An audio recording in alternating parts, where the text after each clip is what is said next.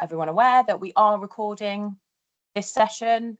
So if you don't want to be recorded, then if you can leave, and the session will be available on the Working in Mortgages website either later today or early part of next week.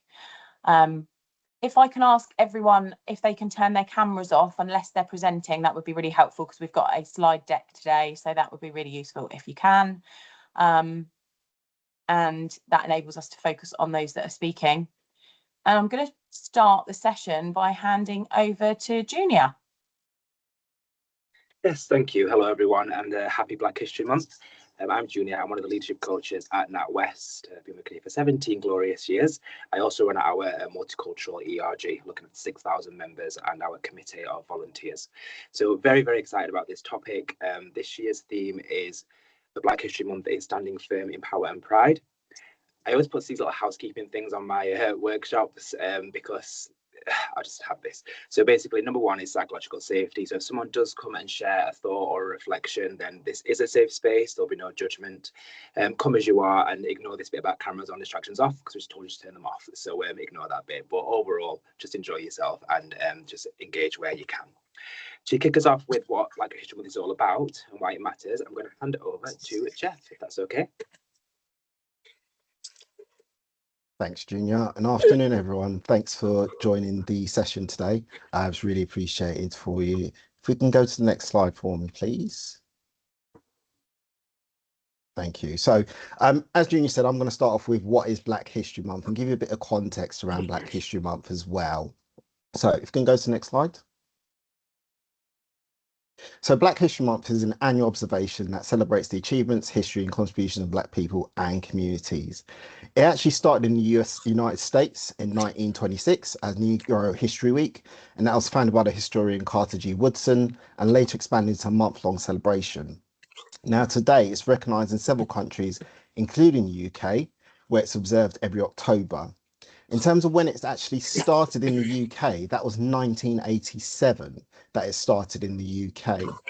And it actually came from a Ghanaian analyst and activist who actually came to the UK as a refugee in 1984. And the reason why he chose October for the UK was actually he thought that it's linked to his African roots and was also at the start of the academic year to help children build a sense of pride and identity of their culture, which is the reason why we have it in October. I know that in the USA it's observed normally in February as well, so we're slightly different to the US, but we ultimately do observe the same Black History Month. If we can go to the next slide. So some key events actually, so just a couple of things to make you aware of. So this year is actually 60 years since the Race Relations Act was passed as well, so actually this year's Black History Month also celebrates that too. And also, one of the things is it actually commemorates pretty much 60 years on from the Bristol bus boycott as well. So if you're unaware of the Bristol bus boycott, I'll tell you a little bit about that. So in April 1963, the Bristol Omnibus Company refused to hire Black or Asian workers. In May 1963, Paul Stephenson and the West Indian Development Council launched the boycott. In July 1963, the national media and politicians began to support the boycott. And in August 1963, the company ends its discrimination policy and hires its first Black bus worker. And like I said, then in 1965, we actually had the UK pass the Race Relations Act, banning racial discrimination in public places influenced by the boycott success. Now, there's a number of different people who've been trailblazers and actually influenced Black culture and also our perception of Black people in the UK. So what I want to do is actually do a small exercise with everyone. So if we can go to the next slide again for me, please.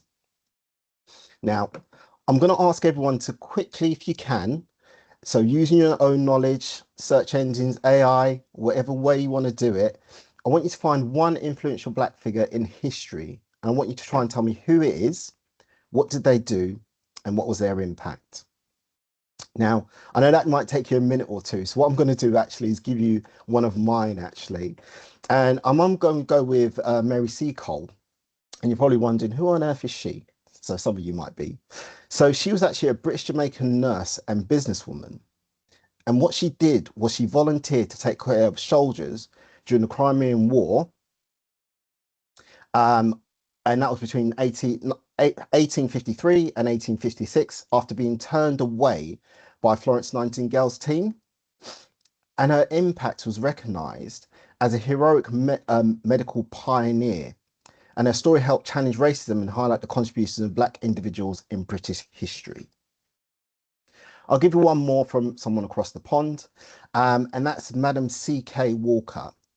So she was an entrepreneur and philanthropist and widely considered a self-made female millionaire in the USA.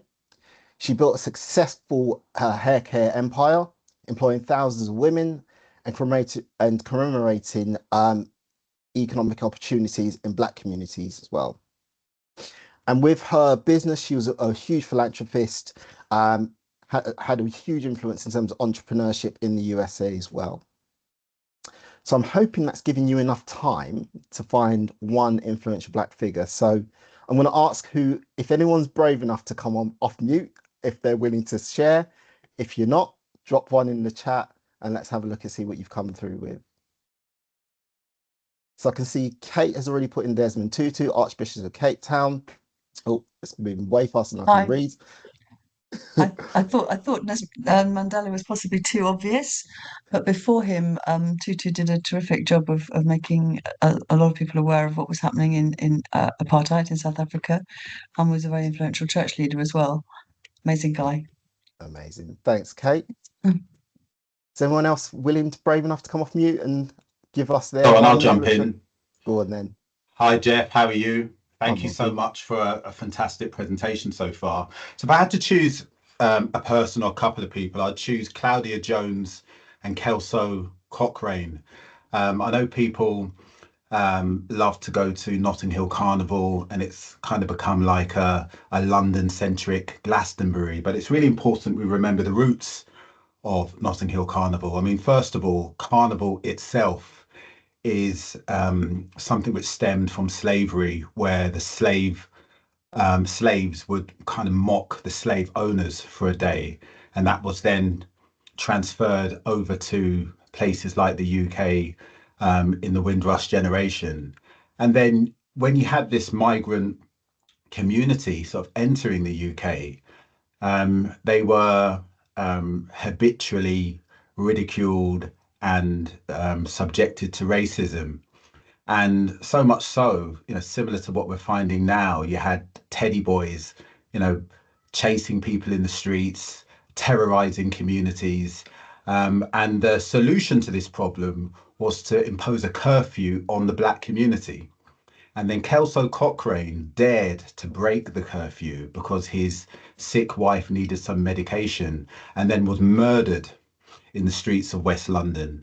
And then somewhere around that time, you already had the efforts of a lady like Claudia Jones, who put together a carnival-like ceremony in St Pancras Hall.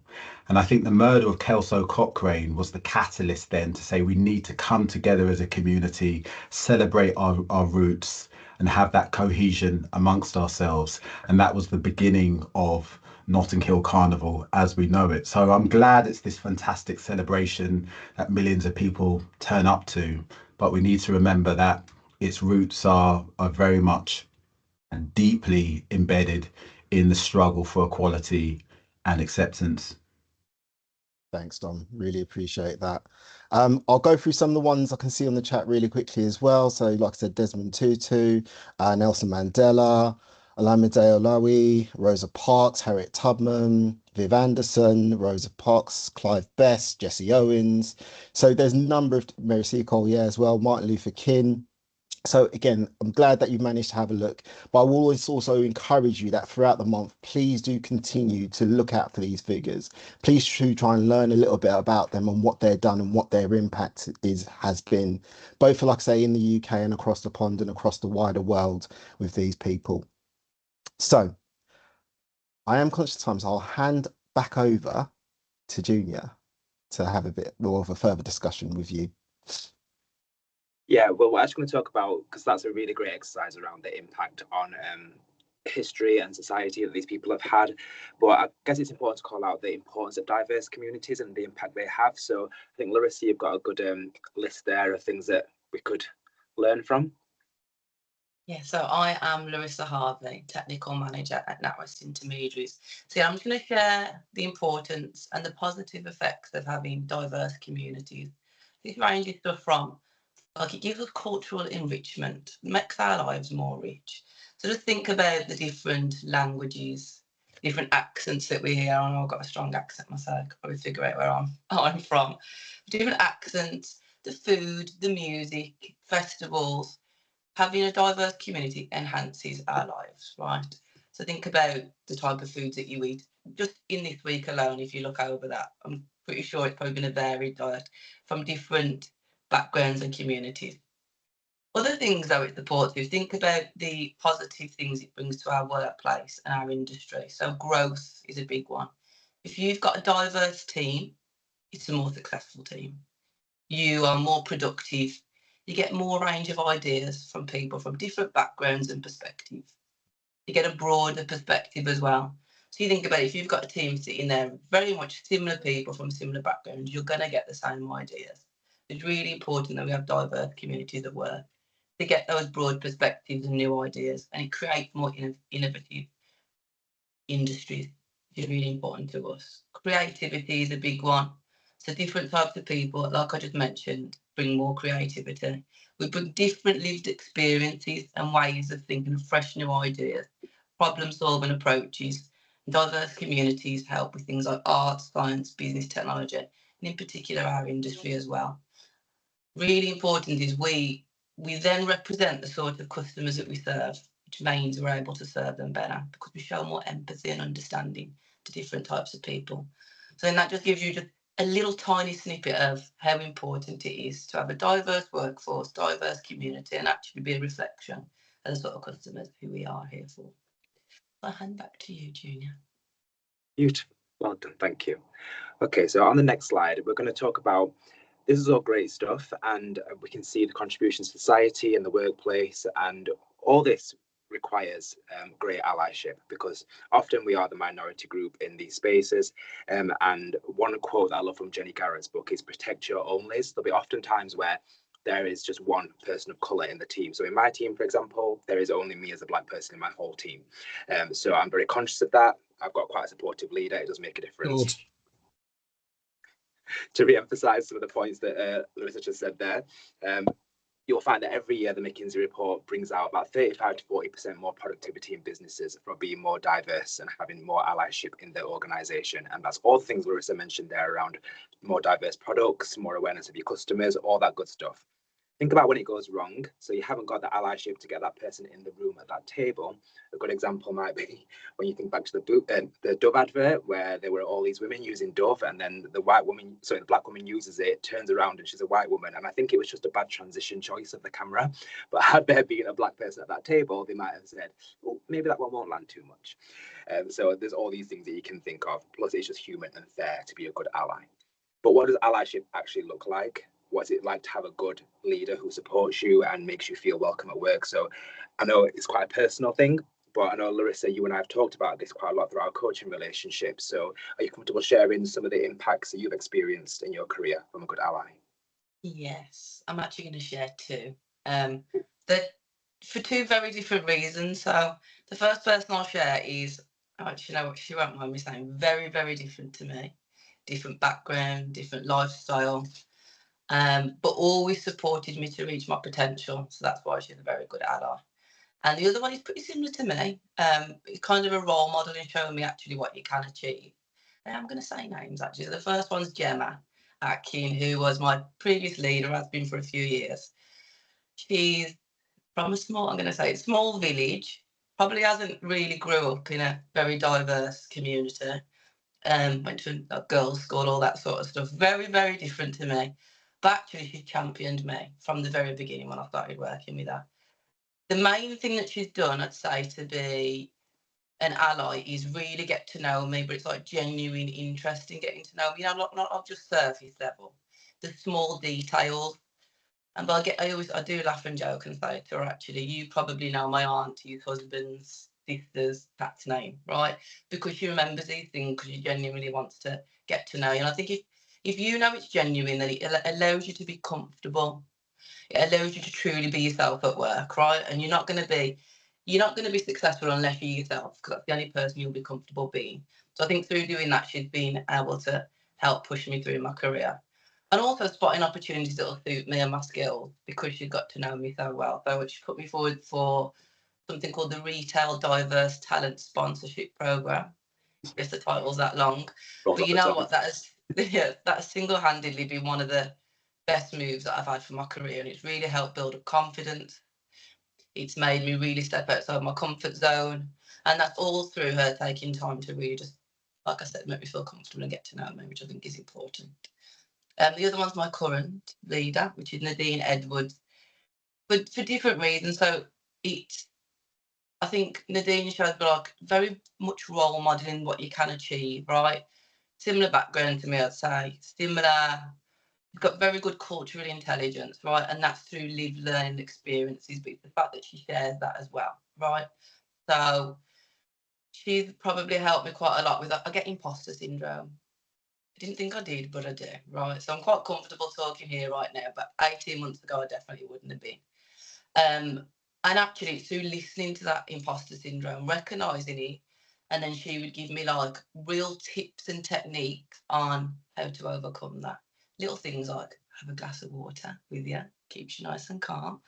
But actually, these things are things that she's learned along the years, and it's about paying it forward and sharing these things, which then help other people in their careers. So I think they're two people that have really impacted me. They've showed really good examples of cultural intelligence, and actually always helps me to grow. So that's it. Thank you. Beautiful. I'm just going to call out some key points so that the background doesn't matter. It doesn't matter what background you come from, you can learn this stuff. Genuine interest and curiosity in you as a whole person, allowing you to be more or your authentic self at work. And I'm laughing more because Larissa and I worked together on this program a long time ago now as one of the coaches, and see the transformation now and see your face on LinkedIn representing NatWest is fantastic. So congratulations and well done. Let's celebrate some Black joy today as well, because it's we talked about trauma a bit too much. Fabulous. Thank you, Larissa. So I'm just going to call out the importance of this, these kind of relationships, because on the next slide, we can see this whole thing around mutual responsibility. And I always talk about calling people in versus calling people out. So I did this workshop with quite a large team earlier in the week. Majority of the team were white, and I'm very,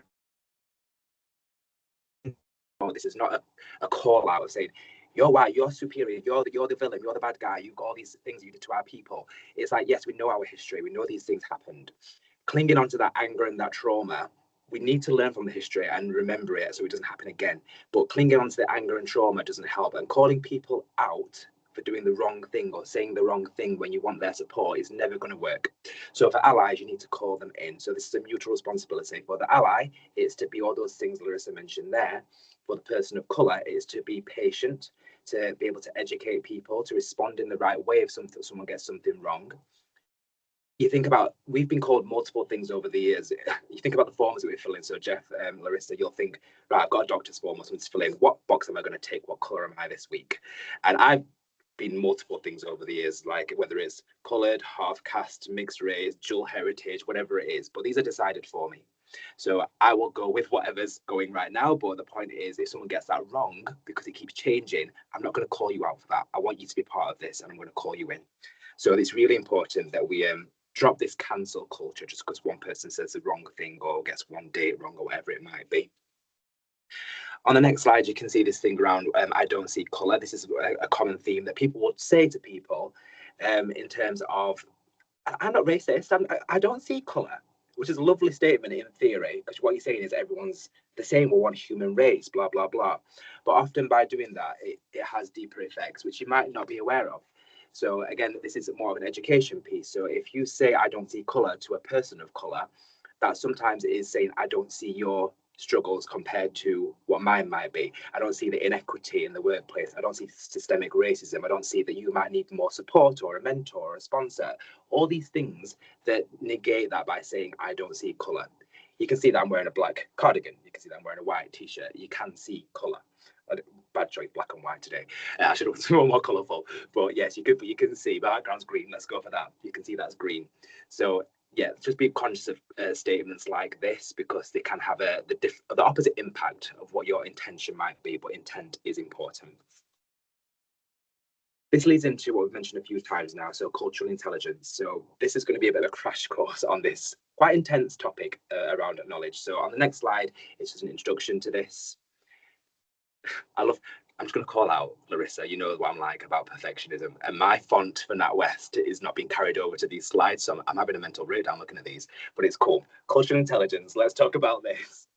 So we'll just go straight to the next slide, because that's where the content starts. So what it is, I'm not going to read this whole statement out to you, and we will hopefully be able to share some of this content out afterwards. But in summary, it's about understanding how culture influences behaviour, communication and values in people, and being able to adapt your approach accordingly. It's not about knowing all the facts about all different cultures, it's about that curiosity and being open-minded and thinking about how important this is to get right. So I was on my very quick lunch earlier. I went to the Jamaican Patty Place, Black History Month, celebrate all that Caribbean food. And I'm sat there and I Googled, I used ChatGPT and I was thinking about mortgages specifically. And if we had a lack of cultural intelligence or all these other things we've just talked about this afternoon. And I was looking at like between the 50s and the 80s, black people were more likely to get declined for mortgages. It wasn't a law that they couldn't get mortgages, but they would be instantly declined by the lender for bad lending practices or discriminatory lending practices and told to go to a Caribbean bank, like you could just go and find one in the corner somewhere. So that kind of attitude and behaviour in the industry is a clear sign of really terrible cultural intelligence and, of course, racism. But this is why this sort of stuff's important, to know this stuff, to learn from it and to keep growing. On the next slide, we look at simply what it is and what it isn't. So it's definitely a skill you can develop. It's about adapting to different cultural contexts.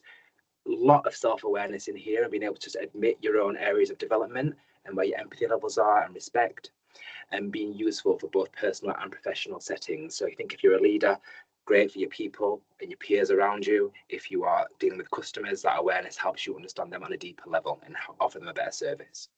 What it isn't is about pretending that they don't exist, stereotyping or making assumptions, just knowing a few facts about other cultures, or just being politically correct because that's the right thing to say right now. It's a bit deeper than that. There are 4 key components to it on the next slide, where the science bit comes in, feel like Jennifer Aniston. And you've got 4 areas. So you've got the drive and motivation part. So this interest and confidence and motivation to adapt and to interact with people from different backgrounds overall, because it might not always be that easy.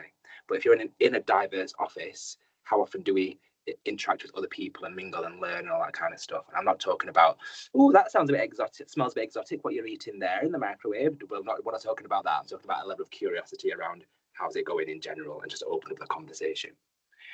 Your knowledge or cognition around this. So this understanding how cultures are similar and how they are different. So we have this thing within Black communities, like, oh, are you Nigerian? Are you Caribbean? We're different. You'll find the similarities are massive, like they're huge. Same with Indian culture. Some of our food is very similar. Some of our practices are very similar. So it's interesting to learn that stuff and be aware of it. And same with English or British culture. Values, beliefs and faiths come into this quite a lot. So it's having that cognition, trying to get that knowledge around those things.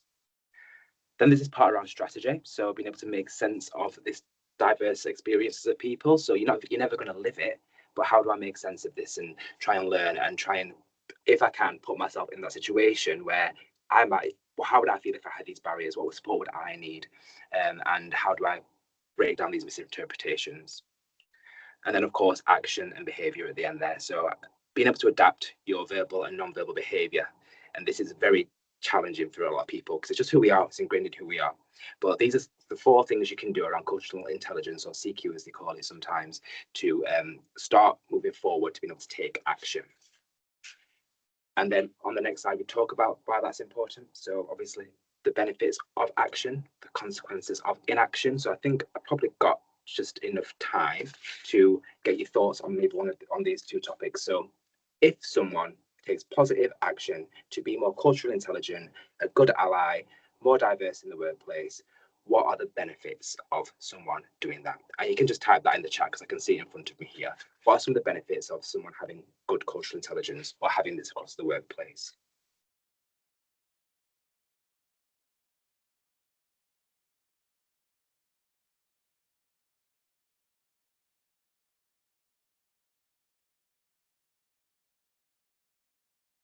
Helping colleagues be more valued and included. Yep. Able to support other people. Brilliant. Just be yourself. Yes. People can bring the part of their full selves to work. I'm very funny about that term. I bring your whole self to work because no one ever really does that. You're never going to bring the bar version of yourself to the office, or I would hope. So a lot around supporting others, helping others, great environments. Yes. Able to see the point of view, diversity of thought. Yep. Love this. Being an ally. Fab. Understand points of view. Yes, perfect. Some good examples here of the benefits of action. And then obviously you've got better talent attraction, retention, growth, better product services, just better vibes in your office altogether because you've got a diverse mix of people, all that good stuff. What are the unintended consequences of inaction? So if we just don't do anything, we just walk past things. For example, you're in the staff room and you hear some colleagues saying something that is just teetering on a bit of racism or a bit of like inappropriate, and we don't do anything about these things. What are the unintended consequences of not taking action and growing as individuals? People can't be themselves. Yeah. People shrink themselves. Absolutely.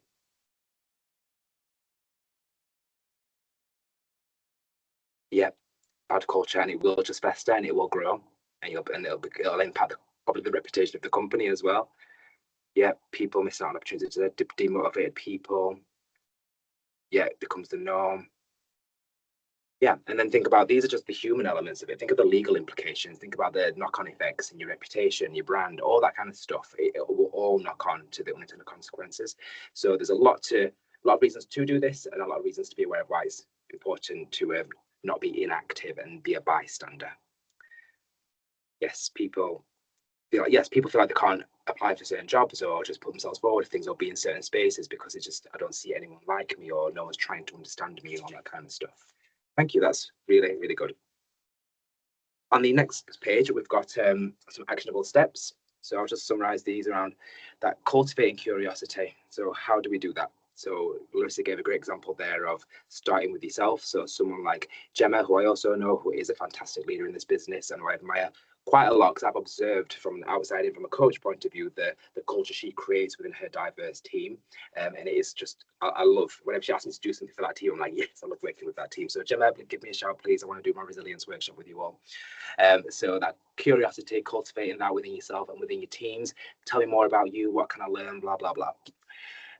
Number one is number two is seeking the knowledge. So going out there and what can I learn? We did a session like what Jeff did.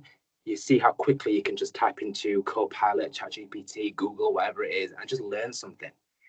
Last year, one of the senior leaders in my department said to me, "Okay, can we do a presentation for Black History Month?" And I wasn't really feeling this vibe at this time. I wasn't happy about this because I'm the only Black person in the team, for one.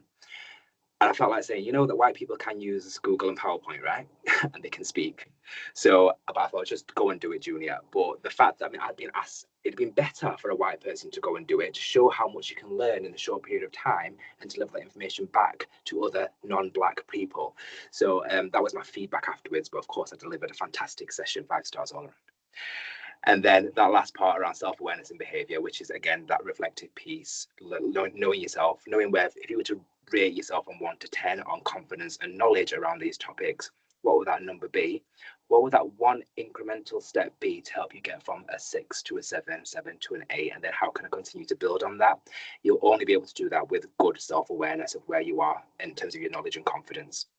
So those are your 3 key actions there.